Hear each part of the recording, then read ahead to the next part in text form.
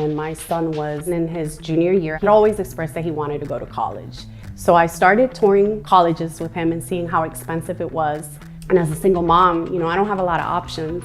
A friend of mine said, Diana, I have this store, I have a smoke shop, I need somebody to come help me put it together. So I said, sure, I'll come work for you part-time. Within like a month, he changed his mind. He said, I want to sell the store. And I was like, well, you can't sell the store because I'm working here and I don't want to work for someone else. So can we talk about maybe possibly me buying the store? I emptied out my savings account. I received a small loan from my parents, and customers would come in and they would always ask, do you guys give cannabis here? Do you have, what do you have? Do you have any edibles, this, that? So I started to educate myself on what this beautiful plant did, and Lit City was born.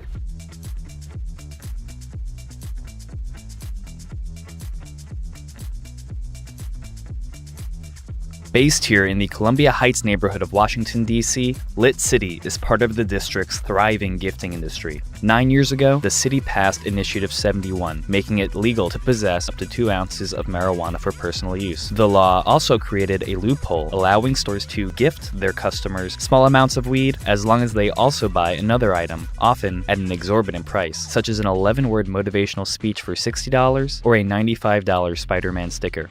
We came up with a banging recipe for brownies. We named the brownies Aunt's College Fund Brownies. So you leave a donation, you could take a brownie, and it became such a hit because I was like, this is my son's college fund brownies, and this is what's gonna put my son through college. 4 years later, my son did graduate from Clark University in Worcester, Massachusetts. Any store can get into the business of gifting weed, no license required, making DC home to one of the most vibrant cannabis markets in the country. Gifting shops also happen to be majority Black and Latino owned. Since Congress has authority over DC's local affairs, gifting is a way for the city to circumvent a federal rule that prevents it from legalizing the sale of recreational weed, as 21 states have done since 2012. Ironically, this system functions better than most regulated cannabis markets because, other than the gifting gimmick, weed is treated pretty much like any other good that consumers can just walk into a store and buy. Meanwhile, in states like California, recreational marijuana is so heavily regulated that sellers are struggling to turn a profit, and many consumers would rather buy in the black market because prices are so high. So what's the DC government doing with this successful model for recreational weed? Trying to shut it down. I'm Terrence White, owner-operator of Mako DC. I also serve as the chairman of the I-71 committee. We're a group of business owners who want to see the district do things right from a compliance standpoint, from a safety standpoint, and from a product standpoint.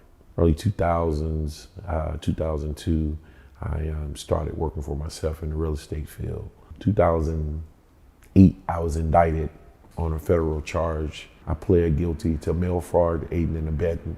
As I spent my 19 months, I became friends with other guys who pled guilty or had cannabis charges. So it gave me motivation to actually be in the space because of the fact that Black and brown people, basically, it's okay for us to go to prison, but it's not okay to be business owners.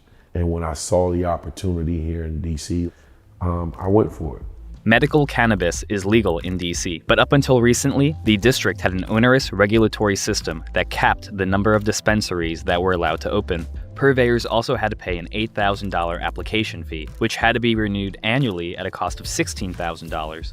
Gifting shops make buying recreational weed so easy and convenient that dispensaries barely had any customers anyway.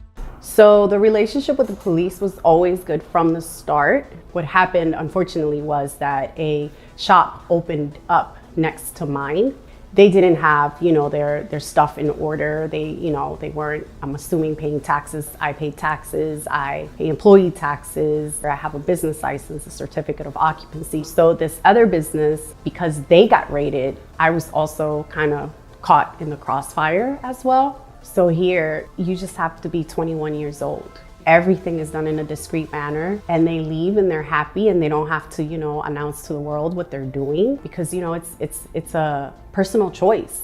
I have been raided by the police 3 times. However, I was never prosecuted, arraigned, or any of that. So I was able to conduct business, open up my shop like the next day or 2 days later. The U.S. Attorney's Office for the District of Columbia has declined to prosecute almost everyone arrested at gifting shops, but a new bill signed by the mayor in January will impose $10,000 fines on any store found gifting and $20,000 if they do it again. These stores can also have their business licenses revoked. The bill will also empower DC to fine commercial landlords who rent space to gifting shops. Greg Wimsat and Damian West are the co-owners of Mr. Nice Guys, a gifting shop with 4 locations in DC. Their stores have been raided 6 times, and they've been arrested and released without charges 3 times. The trouble often starts with a burglary attempt. The reason why we have bars on these windows, we've actually had it where we get robbed, our security system calls the police. Not only we have broken our storefront, we have to deal with the police instead of helping us, they antagonize us.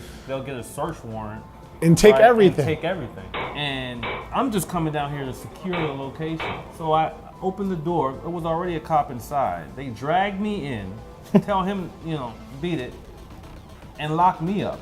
They came in early one morning and they took all of the day's worth of merchandise. They took all my CBD products, which was very disheartening because CBD is very expensive. They took cannabis, destroyed the door. Obviously, they had to come in. I wasn't gonna go ask for my stuff back. I mean, I understood what was going on. And I also understood that I am doing business in a gray area. So it was like, just know my place. We're preventing a gray market business, or you're a gray market business. So I'm like, technically every marijuana entity in the United States is a gray market business because it's federally illegal. You have to do all these play these little games with them to be able to operate business. So the police say it's a gray market business, but I'm just as much as a gray market business as the medical business that has a license.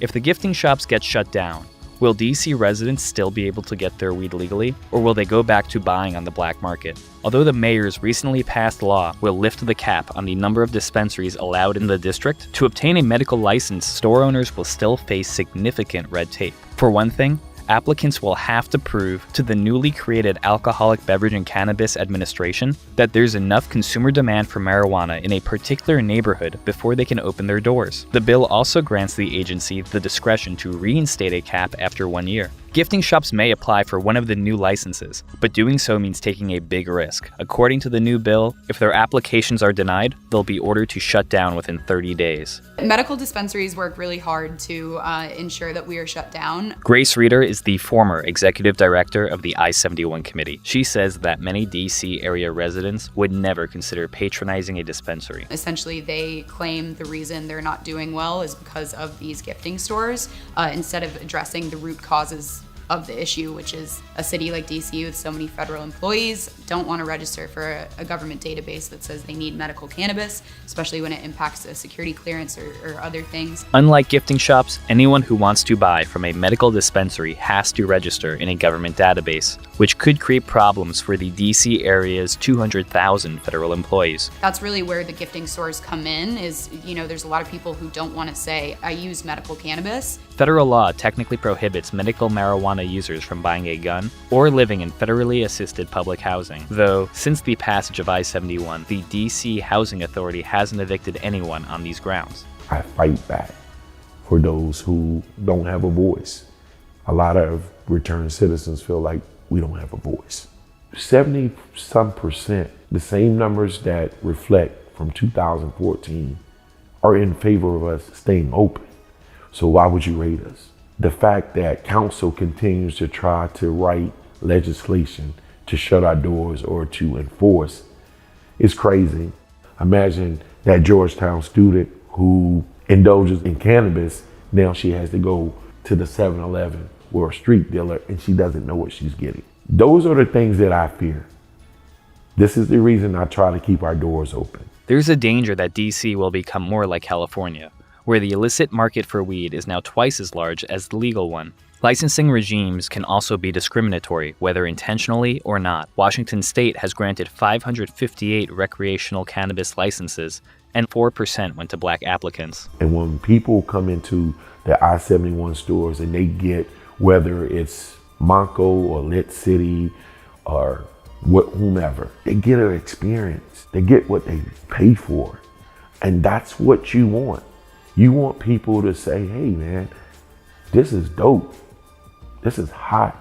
I feel the energy, and when people leave reviews, they talk about the customer service, but they talk about the experience. That gifting experience was great. And I think as a whole, and as I continue to advocate, that's things I advocate for. Let's take the stigma and stench. It doesn't have to be sterile, because it's the culture, it's the earth, it's the apparel, it's music, it's the culture of cannabis. The last thing I want is to close my doors. You know, I don't want to have to submit an application and wait to see what happens. And are they going to approve me? You know, and if I do get approved, what does that mean for my store, for my customers? Does that mean that I'm going to have to take people with a medical license to come in here? You know, I have employees that have families to feed. You know, I have to pay rent. I don't want to have to go through all of that. I want to be able to still serve the entire community as I've been serving them till now.